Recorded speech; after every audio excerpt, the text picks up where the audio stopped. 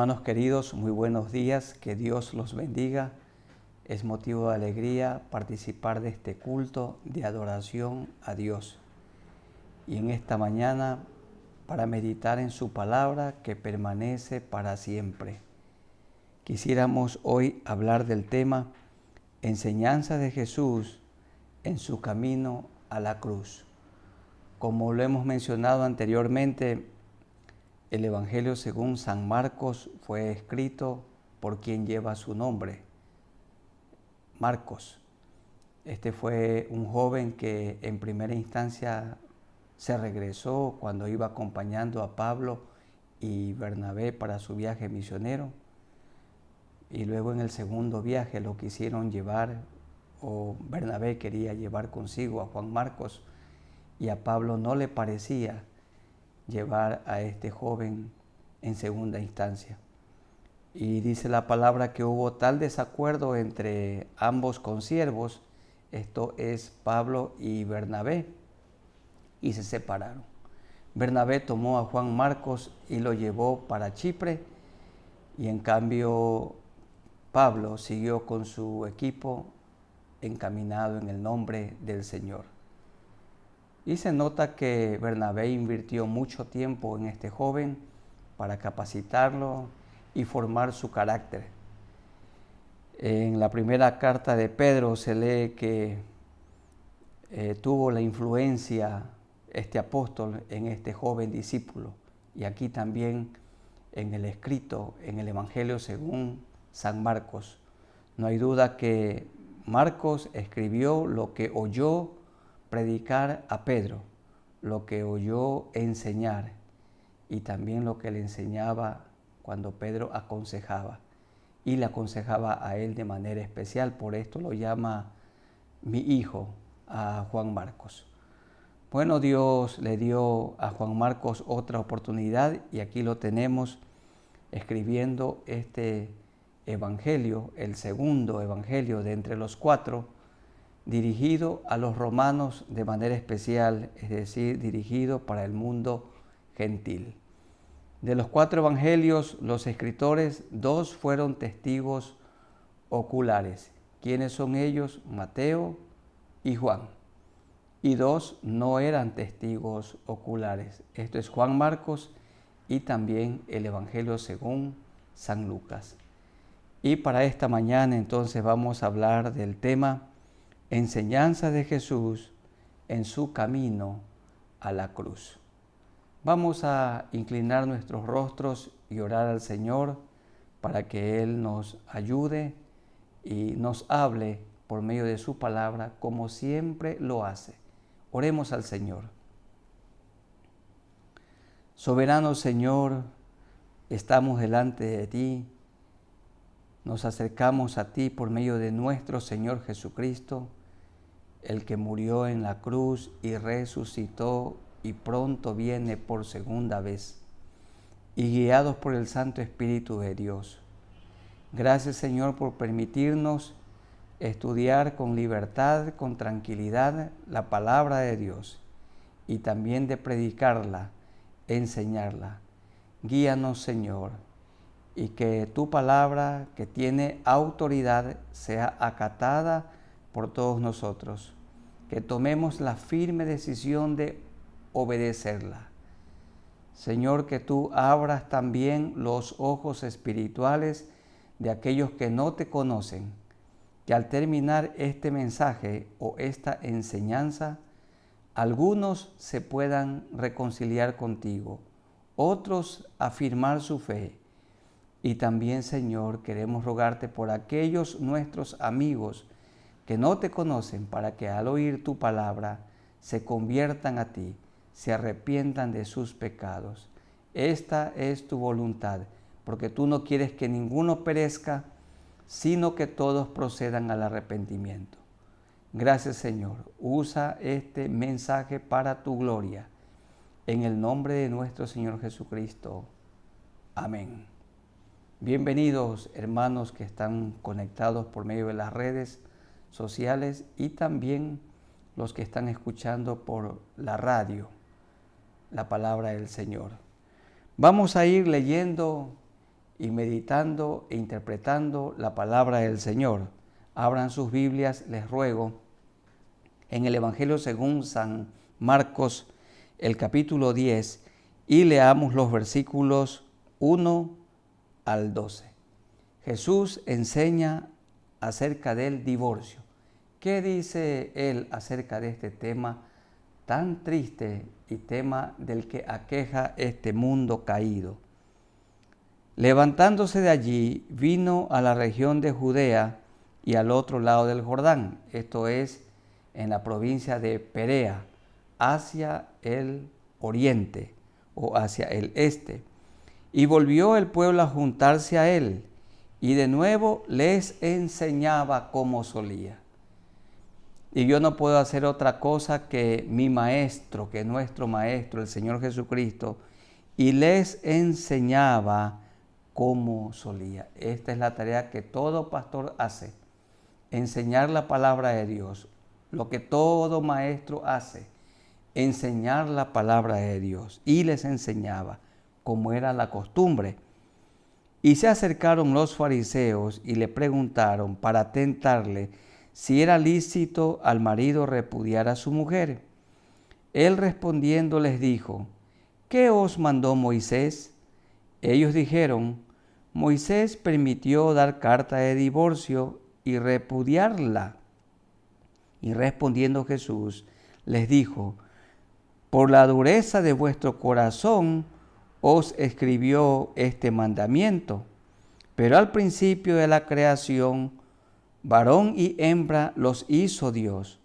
Por esto, dejará el hombre a su padre y a su madre, y se unirá a su mujer, y los dos serán una sola carne.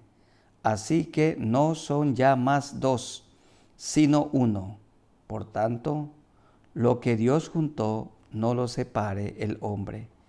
En casa volvieron los discípulos a preguntarle de lo mismo, y les dijo: cualquiera que repudia a su mujer y se casa con otra, comete adulterio contra ella. Y si la mujer repudia a su marido y se casa con otro, comete adulterio. Le tendieron, dice, una trampa, procuraban tentarle. ¿Quién puede ponerle una trampa a nuestro Dios, que lo conoce todo, aún las intenciones de nuestro corazón? Y la pregunta era si es lícito al marido repudiar a su mujer. En aquellos días, ya en el Imperio Romano, se practicaba el divorcio. Herodes se había divorciado de su mujer para unirse con la mujer de su hermano, y por esta razón le cortaron la cabeza a Juan el Bautista, porque Juan el Bautista le dijo al rey Herodes: no te es lícito tener la mujer de tu hermano. Y entonces, si el Señor se oponía tenazmente al divorcio, tenían cómo acusarle. Y si lo promovía, también lo iban a acusar. Y el Señor respondió como lo solía hacer, con una pregunta. La pregunta es: ¿qué os mandó Moisés? Y ellos respondieron bien, dice el verso 4, Moisés permitió dar carta de divorcio y repudiarla. Miren, Moisés permitió y Dios lo permitió, pero esto no era el plan original. Jesús les dijo: ese no es mi plan, ese no es el plan original de Dios. El plan original de Dios, que está en el libro de Génesis, el capítulo 1 y 2. Allí dice claramente que Dios le hizo a Adán una esposa, una sola mujer, para que sea su compañera, para que sea la ayuda idónea para él, para que sea su complemento.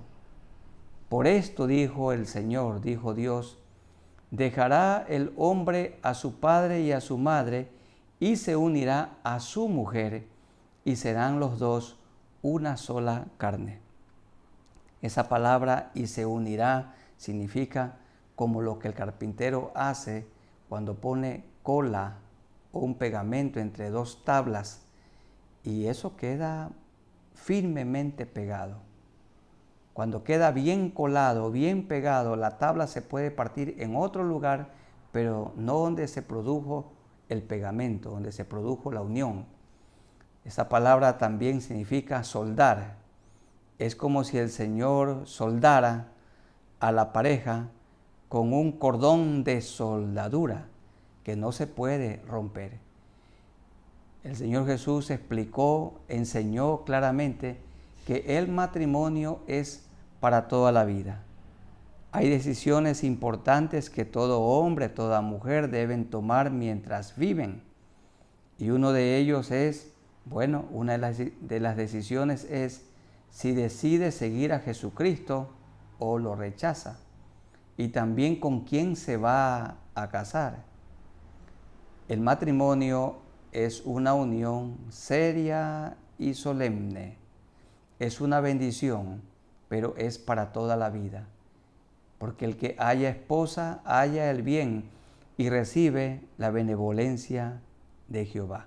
Fue por la dureza del corazón que Moisés permitió dar carta de divorcio. Y el Señor también lo explicó en el capítulo 19 del Evangelio según San Mateo, que hay una causa por la cual se puede producir esa ruptura dolorosa por infidelidad conyugal de uno de los dos. Pero el matrimonio es hasta que la muerte los separe. Dice el verso 9, por tanto, lo que Dios juntó, no lo separe el hombre. En casa volvieron los discípulos a preguntarle de lo mismo y les dijo, cualquiera que repudia a su mujer y se casa con otra, comete adulterio contra ella.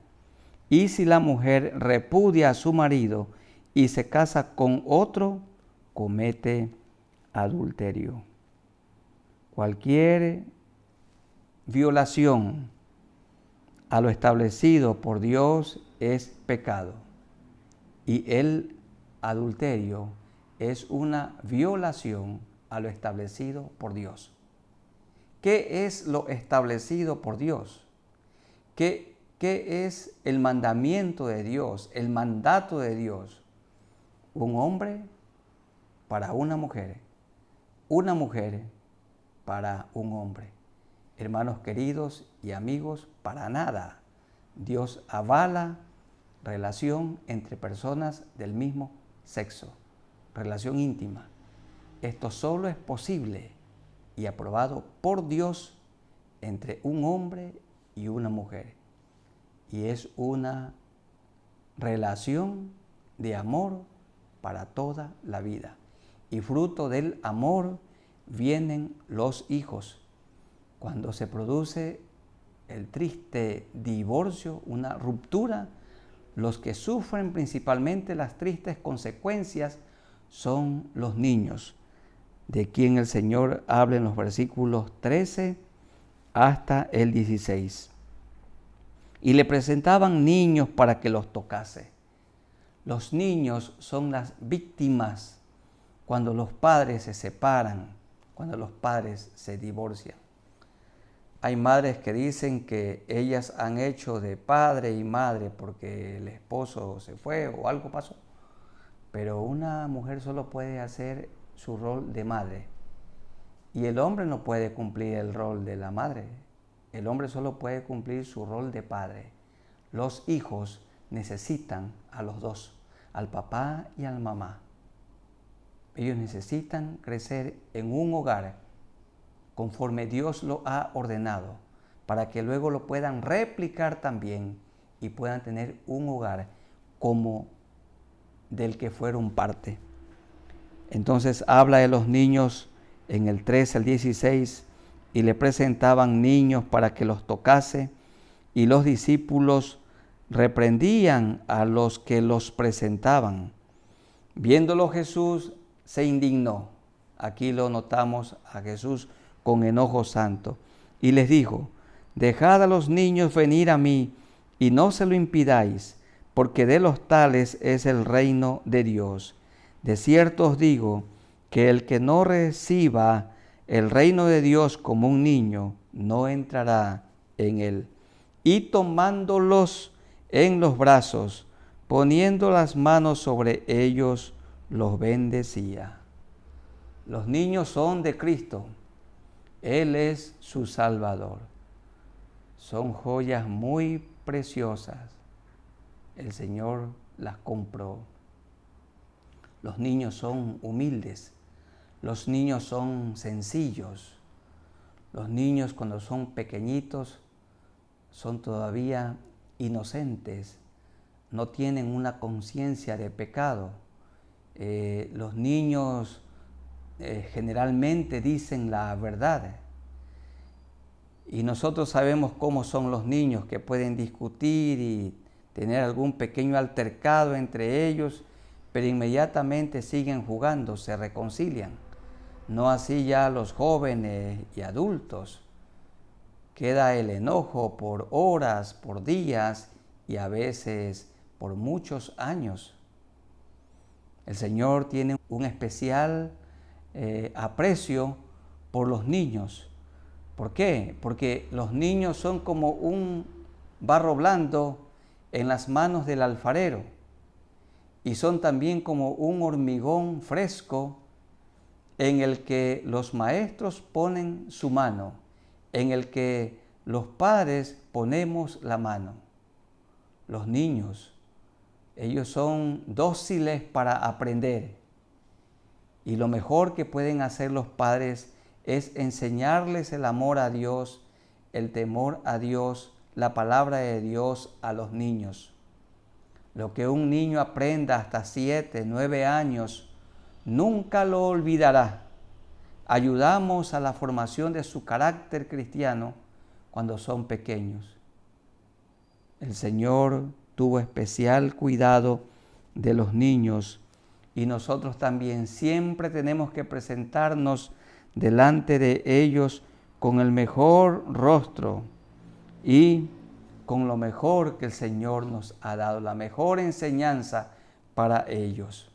Lo que hoy nosotros hagamos con los niños serán las familias de mañana, o la ciudad del día de mañana, o el país del día de mañana, será el fruto de lo que hagamos hoy con los niños. Tenemos que encaminar a los niños para que conozcan a Jesús, para que a su tiempo confiesen sus pecados y se pongan a cuentas con Dios, hagan de Jesucristo su Salvador. Queridos hermanos y amigos, nunca descuidemos a los niños, y padres de familia que tienen niños pequeños, no los descuiden, dedíquenlos a Dios, formen un carácter cristiano en ellos, ahora que son niños. En tercer lugar, el Señor confrontó a un joven rico. En el capítulo 10, los versículos 17 al 27, dice de la siguiente manera: Al salir él para seguir su camino, vino uno corriendo, e hincando la rodilla delante de él, le preguntó: Maestro bueno, ¿qué haré para heredar la vida eterna? Jesús le dijo: ¿Por qué me llamas bueno? Ninguno hay bueno, sino solo uno, Dios. Los mandamientos, ¿sabes? No adulteres, no mates, no hurtes, no digas falso testimonio, no defraudes, honra a tu padre y a tu madre. Él entonces respondiendo le dijo: Maestro, todo esto lo he guardado desde mi juventud. Entonces Jesús, mirándole, le amó, como ama a toda persona, y le dijo: Una cosa te falta. Anda, vende todo lo que tienes y dalo a los pobres, y tendrás tesoro en el cielo, y ven, sígueme, tomando tu cruz. Pero él, afligido por esta palabra, se fue triste, porque tenía muchas posesiones, muchas riquezas. Entonces Jesús, mirando alrededor, dijo a sus discípulos: cuán difícilmente entrará en el reino de Dios los que tienen riquezas. Los discípulos se asombraron de sus palabras, pero Jesús, respondiendo, volvió a decirles: hijos, cuán difícil les es entrar en el reino de Dios a los que confían en las riquezas. Más fácil es pasar un camello por el ojo de una aguja que entrar un rico en el reino de Dios. Ellos se asombraban aún más, diciendo entre sí: ¿quién pues podrá ser salvo? Entonces Jesús, mirándolos, dijo: para los hombres es imposible, mas para Dios no, porque todas las cosas son posibles para Dios. Este joven rico, como lo explica el Evangelio de Mateo, y aquí Marcos también está haciendo la narración desde su óptica, tenía muchas posesiones, no conocía a Dios. Por esta razón le dice: maestro bueno. No estaba reconociendo a Jesucristo como Dios, sino únicamente como un maestro. Si él hubiese conocido a Dios, entonces Dios ocuparía el primer lugar en su vida, no las posesiones, no la riqueza. Le preguntó Jesús: ¿los mandamientos sabes? Y dijo que los había cumplido: el no adulteres, no mates, no hurtes. Pero le dijo el Señor, mirándolo con amor, en el verso 21, una cosa te falta. Anda y vende lo que tienes y dalo a los pobres, y tendrás tesoro en el cielo, y ven, sígueme, tomando tu cruz. Esto le desagradó a este joven rico y se marchó, muy triste. ¿Por qué? Porque como él no conocía a Dios, toda la ley se compendia en dos mandamientos que son uno: ama a Dios y a tu prójimo como a ti mismo. Si este hombre hubiera amado a Dios, también habría amado a su prójimo, pero no lo amaba. Él era un rico avaro. Era un hombre que había puesto su confianza en el dinero. El dinero era su Dios y ocupaba el primer lugar en su vida.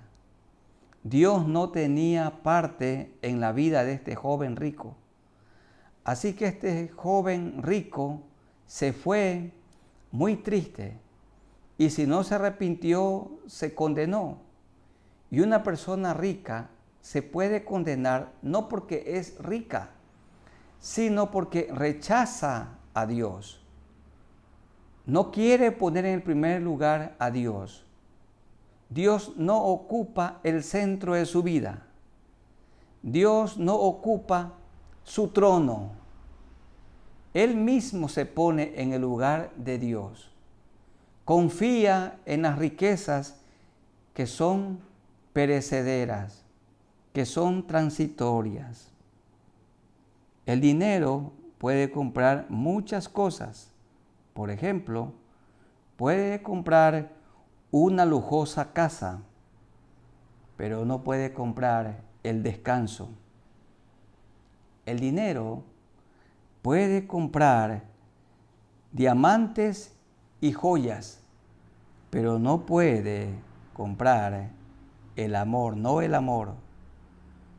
Puede comprar todo lo que hay en el mundo, pero no puede comprar la salvación. Porque la salvación no se la compra con oro ni plata. La salvación se la recibe por pura gracia. Es un regalo del cielo. La salvación tiene un altísimo valor. La sangre preciosa que Jesucristo derramó en la cruz del Calvario. Le dijo el Señor Jesús a este joven rico: si tú dices que me amas, vende lo que tienes y comparte con los que no tienen nada. Porque el que ama a Dios ama a su prójimo. Y el que ama a su prójimo está demostrando que ama a Dios. Pero él se fue muy triste. Y Jesús luego dijo una hipérbole: es más fácil que un enorme animal, que un enorme camello pase por el diminuto agujero de una aguja, que un rico avaro, que un rico ambicioso como este del capítulo 10 del Evangelio de Marcos al reino de los cielos. Es más fácil que un camello entre por el ojo de una aguja que un rico al reino de los cielos. Entiéndase bien, un rico como el de esta historia, duro de corazón, avaro, ambicioso, había amasado fortuna para él, no estaba dispuesto a compartir con las personas necesitadas. Queridos hermanos, todos nos vamos a morir y las cosas materiales todas quedan aquí. Iremos para estar con el Señor.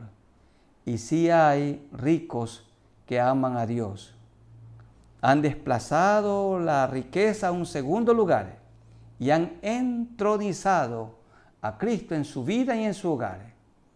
Es difícil, pero sí hay algunos ricos que le conocen a Él como Salvador y le sirven a Dios con su riqueza. El problema no es el dinero, el problema es el amor al dinero. Bien dijo el apóstol Pablo: porque raíz de todos los males es el amor al dinero, el cual, codiciando algunos, se apartaron de la fe y fueron traspasados de muchos dolores. ¿Cuál es el remedio para la avaricia? El contentamiento. El Señor quiere que vivamos contentos con lo que tenemos ahora. Ahora hay poco. Hubo momentos en el pasado cuando Dios nos dio mucho. Ahora poco y estamos contentos. Hay que vivir con contentamiento. De ninguna manera tenemos que ser negligentes y perezosos. Tenemos que ser esforzados, pero contentos con lo que Dios nos ha dado ahora. En cuarto lugar, el Señor habló con sus discípulos acerca de la recompensa o de las recompensas que vamos a recibir si permanecemos fieles al Señor. Leamos por favor en Marcos 10 del 28 hasta el 31. Marcos 10, 28 al 31. Después de las palabras del Señor y el diálogo con el joven rico que se fue muy triste. 28. Entonces Pedro comenzó a decirle: he aquí nosotros lo hemos dejado todo y te hemos seguido. Respondió Jesús y dijo: de cierto os digo que no hay ninguno que haya dejado casa o hermanos o hermanas o padre o madre o mujer o hijos o tierras por causa de mí y del Evangelio, que no reciba 100 veces más ahora en este tiempo, casas, hermanos, hermanas, madres, hijos y tierras con persecuciones y en el siglo venidero la vida eterna. Pero muchos primeros serán postreros y los postreros primeros. Los discípulos estaban preocupados acerca de la recompensa y le dijeron: Señor, ¿y qué vamos a recibir nosotros? Que hemos dejado la agricultura, hemos dejado nuestros negocios, habían dejado las embarcaciones pesqueras, habían dejado sus labores que les daba sus ingresos. ¿Qué vamos a recibir? Y el Señor dijo que van a recibir 100 más. ¿Cuál es la correcta interpretación? Las personas que se dedican o que nos dedicamos a la causa del Evangelio, a la predicación, a la enseñanza, dice el verso 30, recibirán 100 veces más ahora en este tiempo. Casas, ¿en qué sentido? Los predicadores itinerantes en todo lugar donde son invitados son hospedados. Yo he participado de esta gratísima experiencia cuando me han invitado a predicar, ya sea en nuestro país o fuera de nuestro país. Siempre ha habido un trato muy delicado, o el hospedaje en una casa con una familia cristiana o en alguna habitación de un hotel. No ha faltado nunca la casa. Hermanos, hermanas, ahora tenemos y somos parte de una familia mucho más grande, con muchos creyentes, no solamente los hermanos en la carne, sino tantos hermanos en la fe, esparcidos por toda la ciudad, por todo el país y aún en otros lugares del mundo. Madres, mujeres que son mayores, ancianas, y qué tiernas, qué dulces en el cuidado de los predicadores itinerantes, de los misioneros, de los maestros, de las personas dedicadas a la obra de Dios, hijos como que los más jovencitos, y tierras. Esto tiene que ver con que los predicadores difícilmente podamos comprar un boleto de avión para viajar a algún país, pero cuando nos han invitado a predicar, hemos tenido la oportunidad de recorrer muchas tierras, muchas ciudades y hasta muchos países predicando el Evangelio del Reino. Y al predicar el Evangelio y enseñar la palabra de Dios, siempre también hay un poco de tiempo para conocer un poco esa ciudad, la cultura, ese contexto. Con persecuciones, estas son las pruebas y las tribulaciones que experimentamos los predicadores de la palabra de Dios, y la mayor recompensa en el verso 30, la última parte, y en el siglo venidero, la vida eterna. Con esa esperanza bienaventurada vivimos. Pero muchos primeros serán postreros y los postreros primeros. ¿Qué significa esto? Hay muchos predicadores, muchos pastores y maestros, muchos creyentes que comienzan muy bien su vida cristiana, pero terminan mal. Comenzaron primeros y serán postreros. Otros, en cambio, comienzan más o menos, pero terminan muy bien su carrera. Los postreros serán primeros. ¿Qué quiere el Señor? Que seamos fieles. A la persona que el Señor llama, capacita.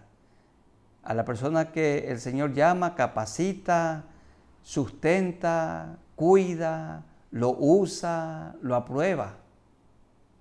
El Señor es el dueño de todo y el dador de todo. Él no nos dejará ni nos desamparará. Y esto satisfizo al apóstol Pedro y a los otros discípulos también, guardando silencio. Número 5, quinta enseñanza, versos 32 al 34. Iban por el camino subiendo a Jerusalén, porque este era el último recorrido del Señor, y Jesús iba adelante, y ellos se asombraron y le seguían con miedo. Entonces, volviendo a tomar a los 12 aparte, les comenzó a decir las cosas que le habían de acontecer. He aquí, dijo el Señor, subimos a Jerusalén, y el Hijo del Hombre será entregado a los principales sacerdotes y a los escribas, y le condenarán a muerte, y le entregarán a los gentiles, y le escarnecerán, le azotarán, y escupirán en él, y le matarán, mas al tercer día resucitará. Increíble, pero los apóstoles, los discípulos del Señor, no comprendían lo que Él decía. El Señor anticipó varias veces su muerte, y nunca solo Él anticipó su muerte, sino su muerte y también su resurrección. Y efectivamente, la noche del día jueves, después de su lucha en el huerto de Getsemaní, vino una turba comandada por Judas Iscariote, quien con un beso repulsivo entregó a su maestro, y luego le llevaron de la manera más vil, a golpes, hasta la casa o las casas de los sumos sacerdotes Anás y Caifás. Luego los religiosos entregaron al reo, entregaron al Señor Jesucristo en manos de los dos gentiles, dos gobernantes gentiles. Esto es Poncio Pilato y también Herodes. Herodes hasta lo sumo comprobó que en él no había mal alguno, pero sin embargo le entregó a muerte. El justo Cristo murió por nosotros los injustos.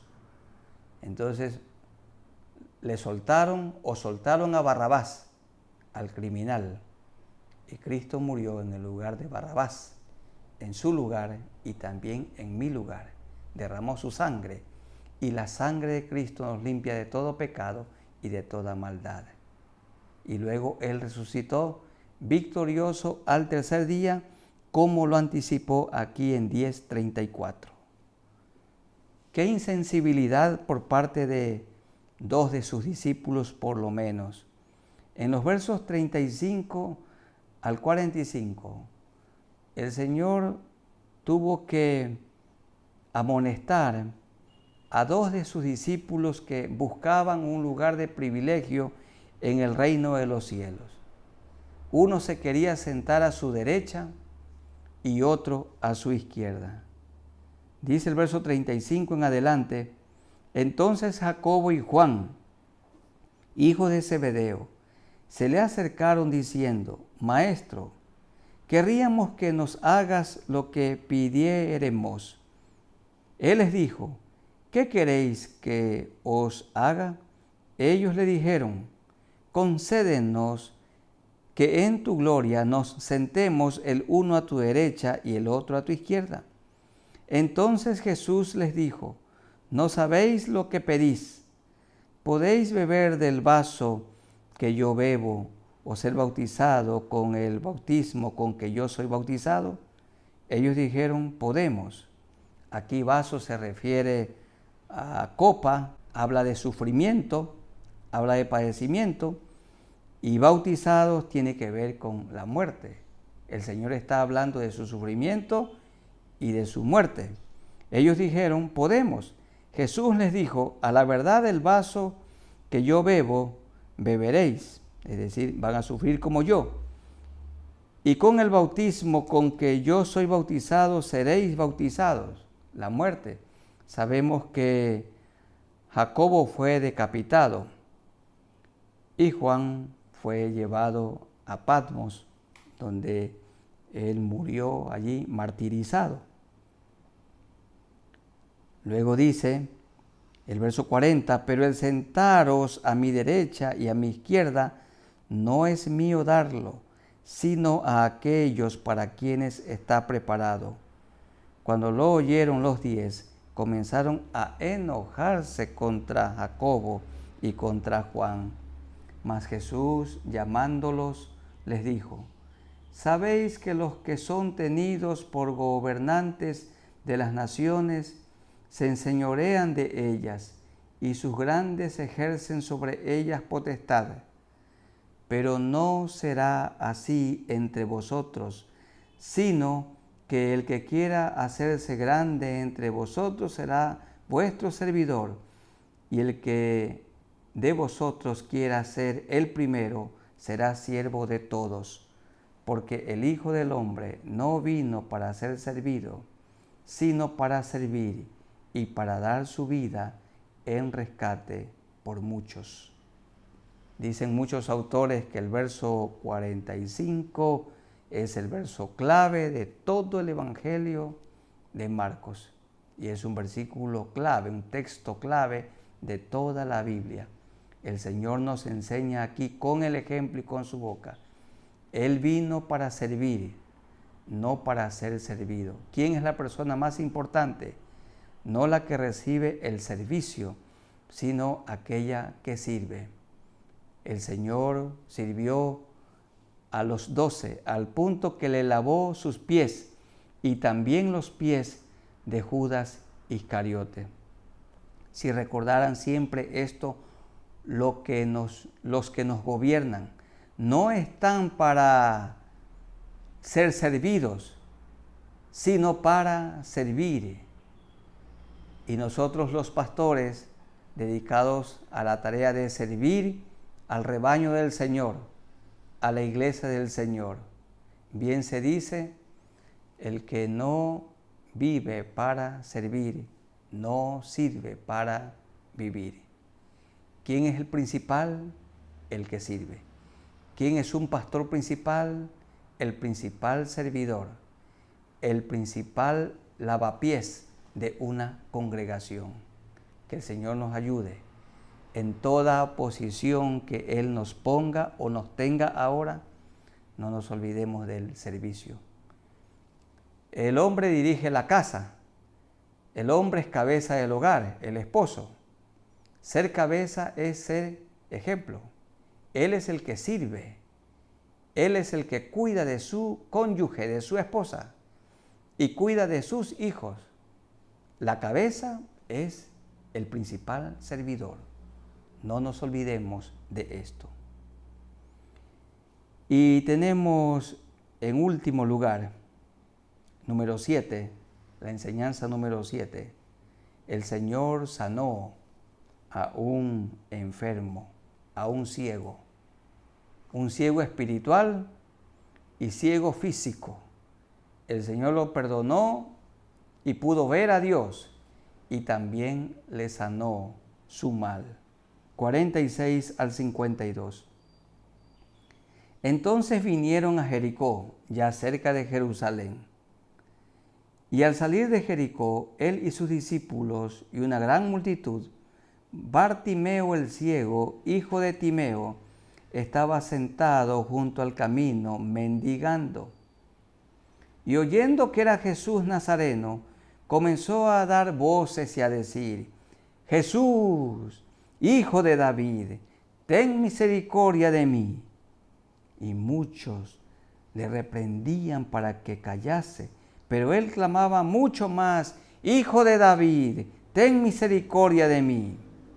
Entonces Jesús, deteniéndose, mandó llamarle, y llamaron al ciego, diciéndole: ten confianza, levántate, te llama. Él entonces, arrojando su capa, se levantó y vino a Jesús. Respondiendo Jesús le dijo: ¿qué quieres que te haga? Y el ciego le dijo: Maestro, que recobre la vista, la visión. Y Jesús le dijo: vete, tu fe te ha salvado. Primero, tu fe te ha salvado. Y segundo, y enseguida recobró la vista y seguía a Jesús en el camino. El ciego Bartimeo, doble ceguera, ceguera espiritual y ceguera física. ¿Quién es un ciego espiritual? Uno que no ve a Dios, uno que no conoce a Dios, no sabe quién es Jesucristo, el único Salvador del mundo. Permanece en ceguera. ¿Cuándo es que una persona ve espiritualmente? Cuando se encuentra con su Salvador, cuando se encuentra con Jesucristo, que es el camino, la verdad y la vida. Él abrió los ojos espirituales de este ciego Bartimeo y también le abrió los ojos físicos, porque él pudo ver. Dios tuvo misericordia de él, tal como él clamó, tal como él gritó: Jesús, hijo de David, ten misericordia de mí. Y el Señor le oyó. Hermanos queridos, si clamamos por misericordia a nuestro Dios, Él nos oye. Si todavía alguno está enfermo, puede clamarle al Señor: Señor, ten misericordia de mí. A todos los que están contagiados con el COVID-19, tienen que clamar a Dios y decirle: Señor, ten misericordia de mí. Le escuchaba a un doctor decir que esta enfermedad, los efectos de esta pandemia en una persona, no se van ni en 6 meses.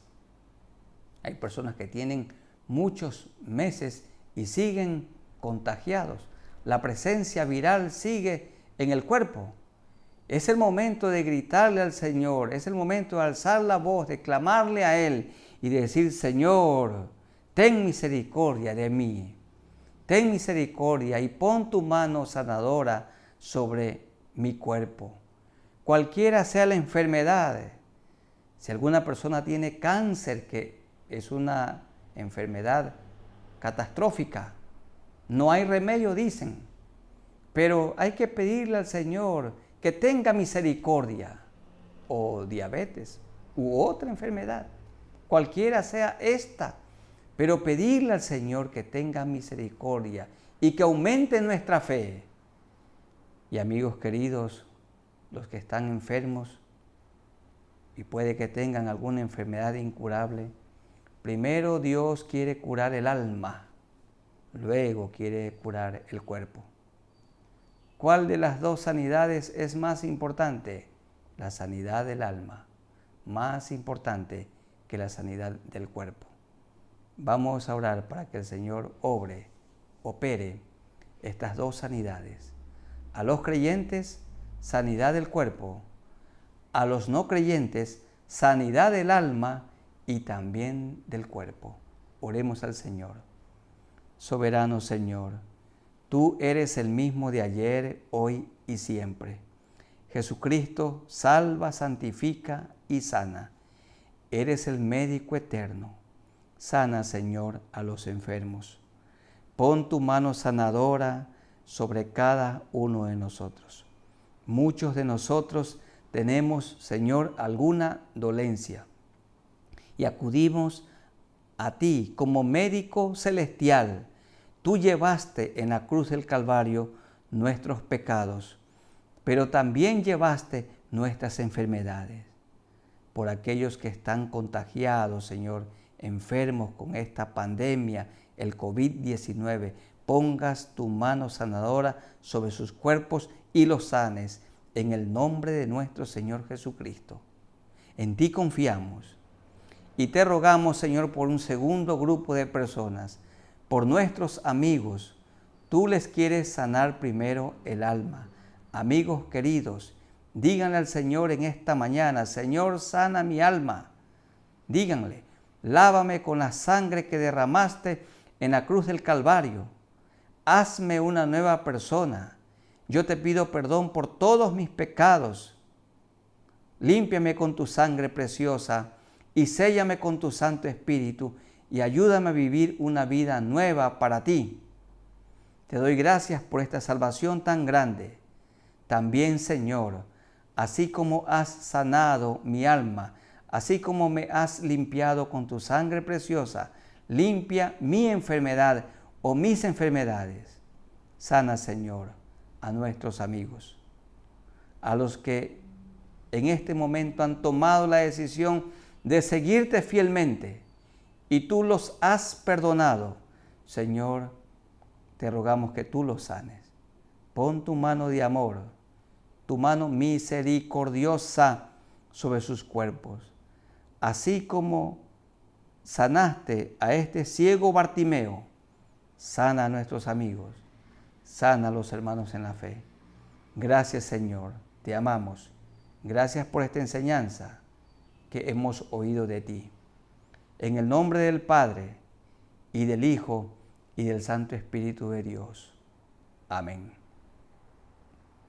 Amada Iglesia del Señor, un abrazo para todos ustedes en el amor de nuestro Señor Jesucristo. Que el Señor los bendiga y los guarde. Sigamos estudiando la palabra de Dios y obedeciéndola y enseñándola a otros creyentes y predicándola a aquellos que no le conocen a Él. Un abrazo para todos ustedes. Amén.